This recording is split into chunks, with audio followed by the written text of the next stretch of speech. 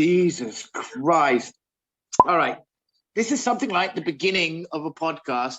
For those of you who haven't seen the episode yet, we just shot together. Alison and I just did a duet of Grease in our respective wigs. Yours is a very sexy wig, actually, Al. I must say. Yeah, That's not bad, hey? Not bad. Little good. Ric Flair happening. My wig looks a little bit like what happens if an old man walks out on a windy day. That's what mine looks like, unfortunately. But we've just killed. Slamming. I've just killed 5 double shots of high percentage gin. And you? How much was it? 3, I think, and then a couple beforehand. So around the same tequila. Yeah. Hey, man. Honestly. Yeah. So podcast people out there, we have to apologize. This is a slightly drunk podcast. I've actually got a beer on the side here to try and here, I'll match you up right now. Oh, I love it. That's my girl. I love it. Here you go. Cheers out. Long Cheers. life, good health.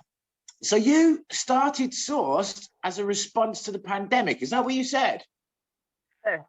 Got hair sort. Yes. So your mouth. Is it wig? Oh, yeah. You got wig in your mouth.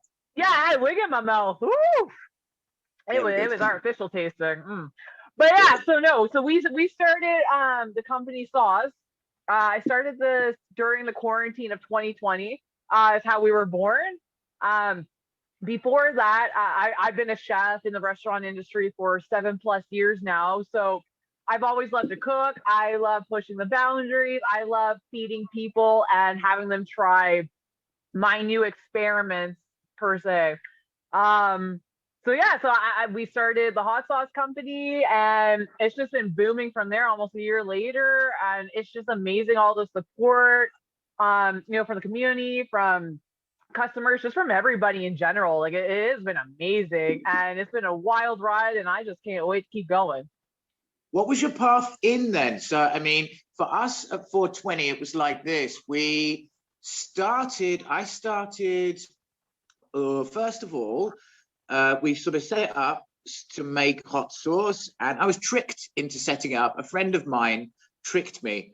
He said to me, why don't you sell that hot sauce? And I said, because I live in Germany. I'm not German. I have no idea how to operate German banks and shit like that. And laws, too much for me. And then he lied to me and he said to me, oh, I'll do that for you. And I said, oh, very nice. And so he agreed to do that, but promptly didn't do any of it. So I ended up having to do it. But that's why the company started. And I was making hot sauce for his wife, who's a Mexican lady. And that's how that got started. But so the way in was, at the beginning, we were setting up the online sales, the Amazon sales, and the markets. And that's what I did to start with. Amazon, I threw it away after a while because it was useless as a starting thing. So it was a lot of work to get it up. Useless. Fucking so annoying, pushing the same button, trying to get a result out of it for like 3 months. I almost killed someone. And so, yeah, I got myself a market stall and the website went up, and then we started from there. And then after maybe 3-4 months, we got us a pop-up shop in a skateboard shop. Yeah. Nice. Skateboard shop. So we were there on Saturdays, and there I started selling the sauces. Plus, because we had a bit of space, I had some chili plants to sell, so I sold some plants. We did that for like 3 months. And then after the 3 months, we got the opportunity to take over the neighboring restaurant. There's a restaurant next door, you know? Oh, yeah, and yeah. So we thought, I know you were saying one day like, you're baking like baguettes all day or something. I was like, it must be a restaurant like tied into it. Yeah, that's what it is. Yeah, what it turned out was like this. We said we were letting people taste the sauces and stuff when we had the pop-up shop, and said, hey, wouldn't it be a cool thing if they had food to eat with the sauces on the table, and then they could buy the sauces? That might make them buy them. So then the contract came up for the restaurant next door to the pop-up, where the pop-up shop was, took it over. Then was the question, what kind of a restaurant to put there? Now, I don't know fuck all about Italian food or Chinese food or bakeries or anything, but what I do know from growing up is the Jewish delicatessens. I ate them all the time. My uncle had one and stuff. And so I know that stuff. We got the recipes in the family, you know, and stuff like that. So I said, all right, I'll stick a Jewish deli in there. And we'll also have our headquarters for the hot sauce company. And we'll sell the hot sauce from there, cook it there, and they can eat Jewish deli food. And the bit that was super lucky for us was, I didn't know it, but there are not any other Jewish delis anywhere. It's an unknown concept in this area. Oh, wow. Perfect. So we became the first, which was good and bad.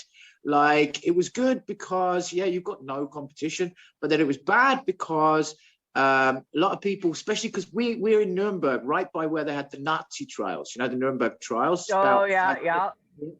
So a lot of people who didn't know what a Jewish deli was would be like, oh, I see, you're just using the Jewish thing, are you? Just because you think you get some sympathy because of where you are. And I was like, no, motherfucker, this is a thing. People were actually like saying that? Like they actually thought that's crazy. Oh, fuck yeah, man, for sure, yeah. Wow. But like that wasn't the weirdest thing people said when I set up a Jewish. I was surprised because I didn't know. I've never thought about being Jewish. I mean, I'm fucking as religious as a piece of bacon. I'm not religious, yeah? But I know the food, I like the food, and I've got Jewish heritage, but I'm fucking atheist. But like, I never thought about any of that shit, but I had all kinds of weird things people said to me. They'd be like, oh, it's a Jewish deli. I'd say, yeah. And they'd go, wow, isn't that very brave of you? And I'd be like, brave? It's a fucking restaurant to eat in. What's brave about that? Do you know what I mean? But yeah, no, so we ended up being the only Jewish deli in Bavaria, but I'm not sure about Germany. I think one of maybe 2 or 3 in Germany. I'm not sure about that. And what that meant was we were kind of a weird thing. And so that was cool. And it really supported us because then people were like, what the fuck is that? Yeah. Gotta try it out. Gotta see what's happening. There you go. And so they started rolling into the Jewish deli side of it and the hot sauce side of it, separate types of customers, kind of crossed over. And then after we existed for like 4 or 5 months, we got an opportunity to open a second location in a very important SS building from Hitler's Nazi times. And so what we did that was a good move. I'm super proud of that. So then we started serving Jewish deli food in one of the the most important building of the SS and Germany. And so that brought us then a bit more kind of movement, and it's an alternative culture center. We're kind of working on the alternative side of things ourselves. And so it fit really nicely, and that's it. I mean, that's the way that it kind of tricked up and built. That was the way into the source thing. It was markets, online, Amazon, fuck Amazon, that was horrible. And then it was pop-up shop, restaurant, and then here we are, man. So I mean, how did you work out your selling strategy? How the fuck did you get people to buy stuff off you?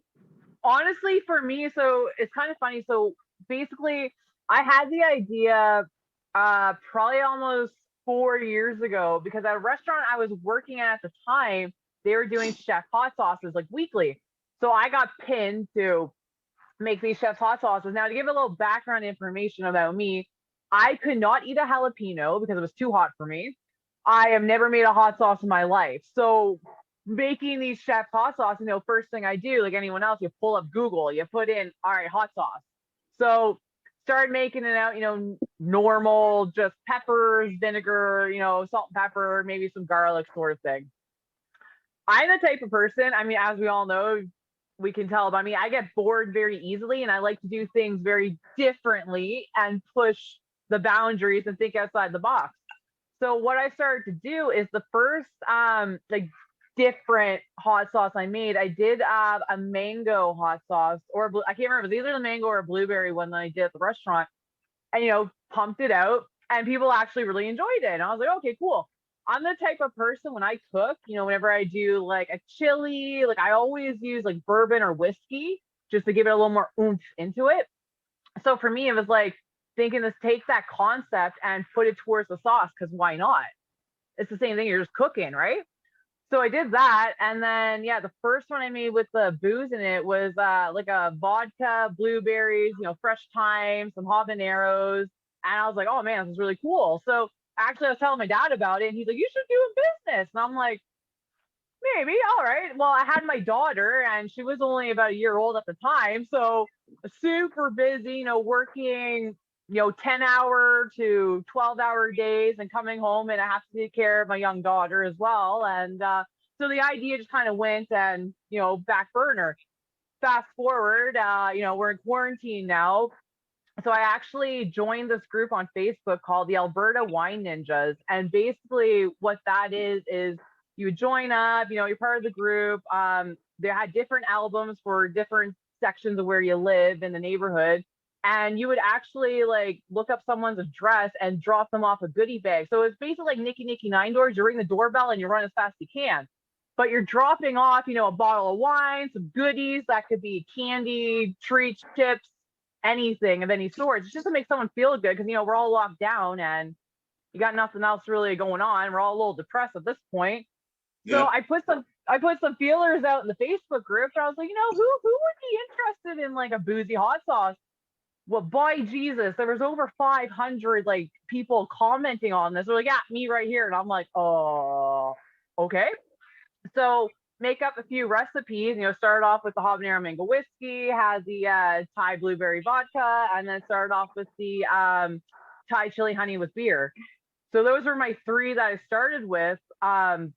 And I literally went out driving for about 3 hours and just delivering samples to anybody who wanted to try them. I wanted to get feedback, to see what people thought about them. So do that, got the feedback. It was all positive, knock on wood. So, I started getting the question of, well, how much are you selling this for and where can I purchase it? And I'm like, okay, I don't know. So then I started doing the costing. I got to start putting them in mason jars was the first thing I did. I've never canned a damn thing in my life, so I had no idea what I was doing. You're Googling, you're YouTubing, you're doing everything. Long story short, the first night me and Donovan, my partner, did it, and we were up till 4 a.m. canning hot sauces. And yeah, so basically for selling, it just started off, like Facebook. I made the Instagram account. It was just like by direct messaging me. And then I was like, hey, we need to do a website. So I got the website drawn up. Started getting interest in that. I was looking at, reviewers, influencers. I'm like, can I send you my sauce? Can you review it for me? And then it just started from there. I never like to put myself on a pedestal, but the sauces are something very different and very unique and just wonderful. And I was starting to see this from the reviewers. They would try it, do the review on it. Either it'd be a live review or, written review. And they fell in love. And it started catching headway. And people are like, yo, sauce. Like, what is sauce calorie? Like, what is this? And the marketing, I mean, man, I was 3 sheets of the wind when I came up with the company name. Oh my God, I was drunk as hell. I'm sitting at the table one night and I'm like, trying to think, play on words. I was like, yo, sauce. I'm like, it's hilarious because when you're sauce, you're boozed up and it's a hot sauce. So I was like, how we're going to do sauce. And then the next thing was, all right, a good friend gets you sauce. That's going to be our slogan. That is our, so that's basically where it started. And it's just been snowballing from there. And like I said before, the support from everybody, everyone, like it's just been, it's literally a dream come true because I'm getting to do what I absolutely love to do, which is cook, create, and feed people. And they get to take that little bottle of sauce and they get to make their own story with it. And that's what I love. I love that's that. Cool as fuck, man. That's totally fucking cool as fuck. That start off phase, I shit my pants. I really did. Because I was so frightened about, I didn't want to kill anyone or poison anyone. And I had no idea. That's the thing. You're like, I don't want to do any botulism. Like, exactly the same as me. And that first cook, I remember that. I will never forget that first cook. No. It was both a joy and a horror at the same time. It took such a long time, and there were so many dramatic moments of extreme terror. I remember, for example, just sourcing my first fucking chilies, yeah? This is what happened.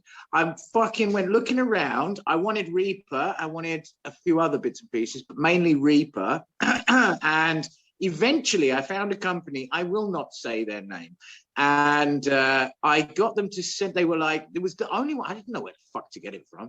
And so it was the only one I could find, which was like, and it was in another country. And I got them to send me Reaper, but all they could send me was not dried, not fresh. They sent me like Reaper, which had been, what's the right fucking word? Pasteurized or something like that in a jar. It was like a mash, yeah? But Okay, they sent yeah. it to me, yeah, like a mash, yeah? And I got these fucking jars. I was so proud and happy. I was actually driving as the DHL truck arrived at the house, and I was behind it. I have a photo of the DHL truck delivering the first chilies. And I fucking got them, took them to this first cook, which I'd planned like a military exercise. I had some help from a couple of friends. And when I got there, and these friends of mine, they have a chili company. And so we'd spoken about it. And I had these bottles. Just getting the bottles was epic as well, you know. I'd found these bottles. I heat tested them because I had these plastic bottles. And so everything was ready to go. And I had a specific period of time. And I went in to start my work. And it was like 8 p.m. in the evening, 7 p.m. in the evening. I'm in Germany. And I opened the first jar of Reaper. And there was something wrong with the pasteurization method. So there was a pressure buildup inside of it. And that bit blew up in my face, yeah? As I opened it, the thing blew up. And I had Reaper mash inside every orifice of my head. So I had it in my ears, I had it in my eyes, up my nose, in my mouth. And then we realized at that point in time that all the jars were in the same situation. So suddenly we got nothing. And I'd made a promise to some people that I would have something for them in a day or two, in a couple of days. And so it was like, there was no option not to do it, yeah? And so my friend helped me and we phoned around, and it was like 7 or 8 in the evening. And we phoned around and I found a fucking farm on the Dutch border, which is like 5 hours, 4 hours from here or some shit like that, maybe 4 hours. And then I was the only one who could drive. So I had to get in the car at like 8 p.m. and drive 4 hours to a Dutch farmhouse. And as I'm doing it, all the Reaper has caused my head to swell up. And so my whole head was swollen up like a fucking football. I couldn't hear because it was in my ears and they were all swollen up. I couldn't breathe because it was all down my throat and up my nose. And my eyes had swollen closed. So I could only see through one eye through a little crack. And I drove 4 hours through the night in my car to this Dutch fucking farmhouse on the off chance I might be able to get some Reaper there. And I arrived at the place and I got to the door looking like the elephant, like that, yeah? Head like a tomato. And I banged on the fucking door, you know, of this farmhouse, and the guy opened the door because I couldn't call him or anything. This was all on the maybe, yeah? And when he opened the door, I said to the guy, "Oh, I need you to help me. I need some help." And the guy said to me, "I can fucking see that. I'll call an ambulance right now." And I was like, "No, I don't need an ambulance. I need chilies." And then luckily he managed to sort me out with some chilies. And then I drove back another 4 or 5 hours. And then we got on with the cook. Yeah. That was the fucking start of cook number 1. And then the bottles, we use bottles like this. You can see them here. This is our bottles, right? And I use them, they're plastic and they're squeezers. The reason I use them is because I want to sell to gastro at the beginning, gastronomy, and they wanted squeezers to put on the table and squeeze them. Yeah. So, I know. And so that was disaster number 2. So we went through this cook process.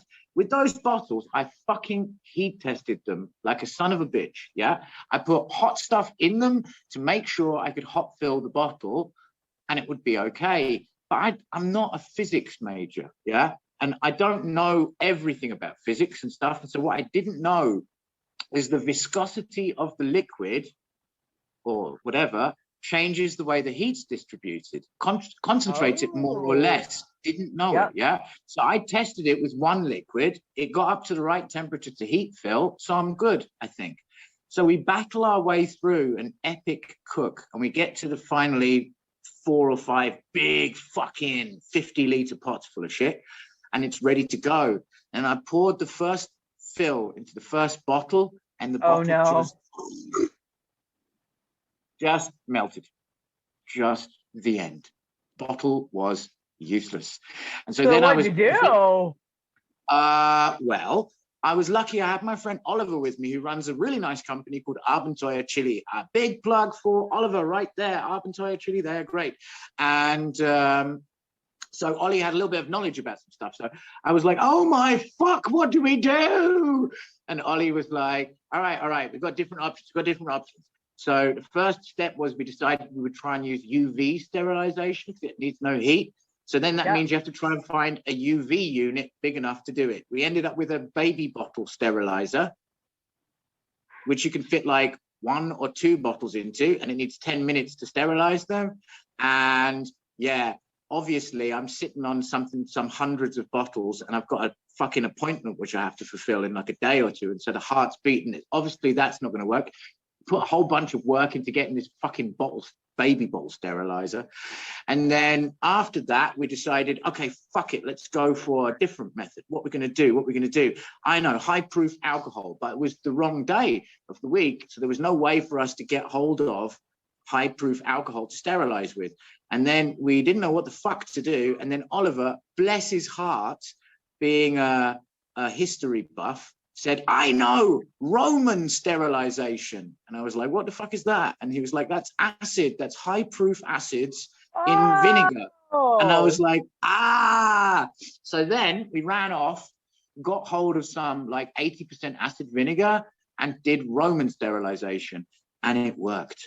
And so that was the end of that first cook, man. Boy, but I tell you what though, I mean, it was like joyous experience, the first cook. It is, but it's very scary. Fuck yeah, man. Well, that's the thing. And interestingly enough,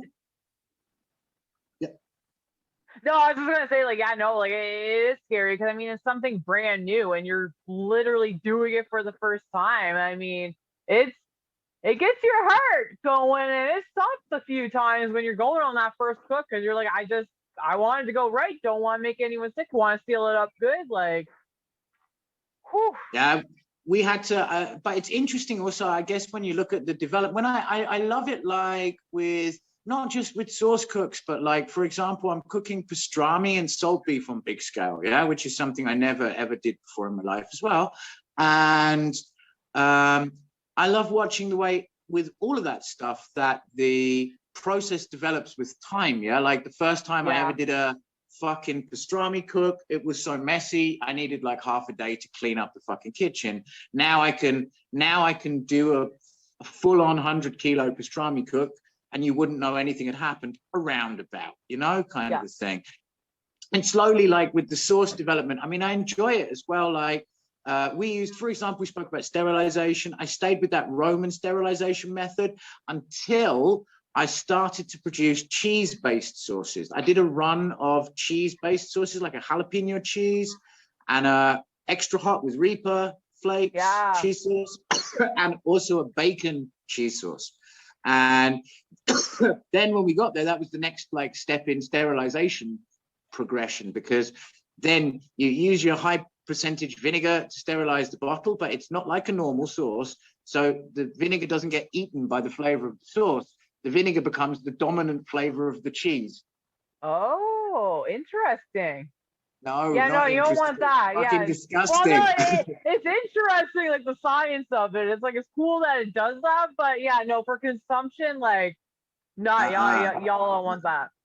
And then we threw out the vinegar as well, and then we moved on to alcohol sterilization, which is what I tend to use these days. And that's really useful because, like, we do a marshmallow hot sauce, which is like a liquid vanilla marshmallow with red Sabina flakes through it. It's very low heat, but dude, that stuff on bread, on a piece of toast with peanut butter will just knock your socks off. But it's good with manchego cheese as well. It's also nice with bacon and shit. You know, it goes good with ice cream.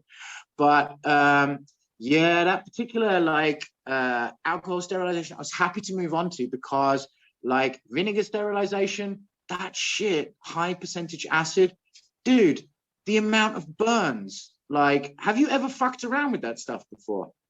Not so much that stuff. But like for me, like just working in the restaurants, like I've gotten chemical burns. So basically for us, we've used we call it doom spray. That's not the actual name of it, but we call it doom spray because it literally cleans everything and anything. And I would go in there like bare hands, and dude, like the burns that would come on my hands, like just all over like that. It was brutal, but you get used to it after a while. You're just kind of like, hey, whatever, like you go. But Dude, the most spectacular burn, if we talk chemical burns, I gave myself with acids it was a vinegar burn, and it was early in the game. And what I didn't know was, see, I loved my black nitrile gloves, but I didn't realize that the black nitrile glove, even though it looked super cool and groovy, because it was black and it made me feel like I'm in Pulp Fiction, it was not the right material to be dunking my hands in this high acid stuff. So I fucking did this, like, I forget why, but for some reason I had to change the way I was doing it. And so I ended up having to stick my hands in it repeatedly, this stuff. And with the nitrile on, and I thought I was safe. And then during that, I felt no pain. There was no discomfort or anything like that. A little bit weird dryness of the hands, but that was it. And then I went home, I went to bed, and that was the end of the day. Yeah. And when I woke up in the morning, both of my hands had just turned into 2 gigantic blisters. That was both hands. It was like, they were like, oh my God, water-filled blisters, the both of them. It was fucking awful. Those water-filled ones. No, man, that was really fucking gross, to be honest with you. But like the development process, like as you move forwards with it, is great, yeah. And it's so interesting that you kicked off, also, like you could say, spawned by the COVID pandemic. Do you know what? I've got a lot of friends in the hot sauce community. Some of them, in fact.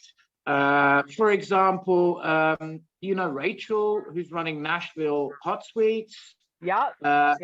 Rachel. That's one of them who's popped into the community because of the lockdown. Yeah, because of the COVID. We spoke about before.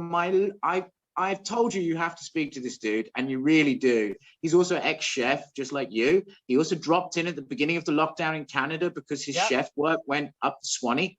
That's Nico, or El Jefe, from the Capsaicin Cartel.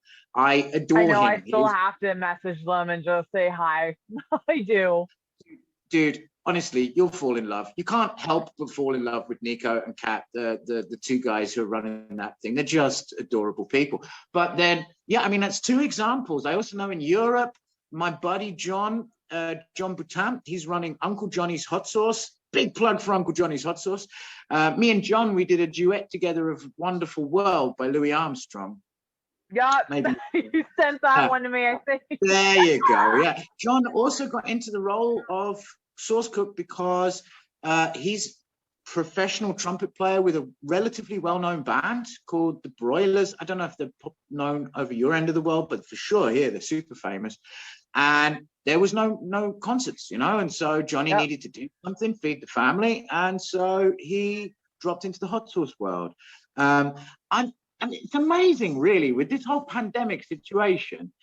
It's amazing the way that everything has kind of terraformed and changed a little. Oh man, yeah. I mean that's the thing. Like it, you know what I mean? Like we're kind of still sitting here, at least in Alberta, and really all over Canada. We're still kind of like in that phase 1 where restaurants are just takeout only, and gyms, salons, everything are closed down right now.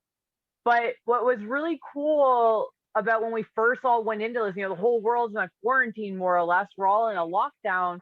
And it really, I know for me and probably a lot of other people, like it gave you the opportunity because you're not working right now, your day job. And it gave you the opportunity of like, you know what? Why don't I take this idea and basically run with it and start something new? And like, don't get me wrong, like it's hard. It's hard starting a business during a pandemic, 100%, because, you don't have a ton of money. Your consumers aren't going to have a ton of money. So you basically got to make this product that better blow the socks off of people so that they're going to want to, help and support you and everything else. And it's been amazing seeing the birth of these companies during the pandemic and like where we're at now, because we're basically a year later, and 90% of these companies are still going and they're going strong, and it's just amazing to see, right? And you're like, fuck yeah, like Yeah. I've been with Yeah. you since day one. Like we've been growing together since day one. It's weird. In a strange way, there's been positive things that came out of this horrible COVID bullshit. Like that, yeah. And also the Chili community have just generally been very nice. They're nice people. They're all insane. Well, that's the thing. Like it's really funny because like you see like especially the big burly guys that can just take down all of these chilies or all of these challenges, but when you get to know them, like they're all teddy bears and they're just so lovable, right? Like it's amazing. Yeah, man. Yeah, it's astonishing the level of freakiness and niceness I find in the Chili community, and it's one of the reasons why I have to say I was very happy to hook up with you, because it was obvious to me that I'm looking at another freak just like me right there. And you know what, man, in terms of like running a company and getting your company to run correctly and actually build it up, dude, you're doing a fucking amazing job. Really thank you. amazing. I mean, I appreciate that, because I mean, everything that I do is by the seat of my pants, because obviously I've never done this before. And for me, I'm like, you know what? Like, I didn't want to come into this being, somebody I'm not, or, almost like that gimmick, like this is who I am for the company. Like, this is who I am all the time. Like, to me, it was all about being my authentic self. And I wanted to represent that, because at the end of the day, when I sell a bottle of sauce, like I'm selling a piece of me. And I'm like, no, everyone needs to know what they're buying. But I mean, it's just, and you get to know the face behind the brand. And that was the biggest thing, especially going into it when you're starting this. You're almost, I know for myself, I was scared to put a face out there because I just wanted the sauces and everything to be the highlight. And then it got to the point where I was like, all right, like, let me post my first picture of, me and the sauce. I mean, I still remember it to this day. It was me like holding my mason jar. I was just like tongue just out.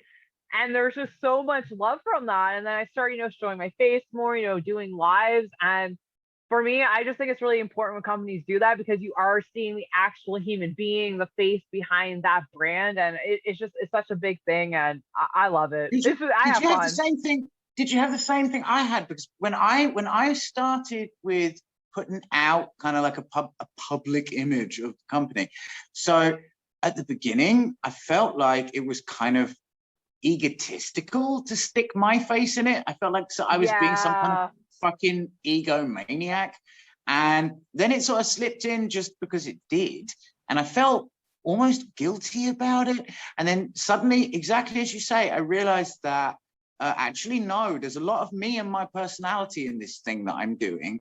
And then when the people see who's this fucking weird freak guy, then that also gives them something more about the source, about the product, about what we are, which is hilarious. And also, I mean, may I add, I just have to give you a compliment right here, yeah?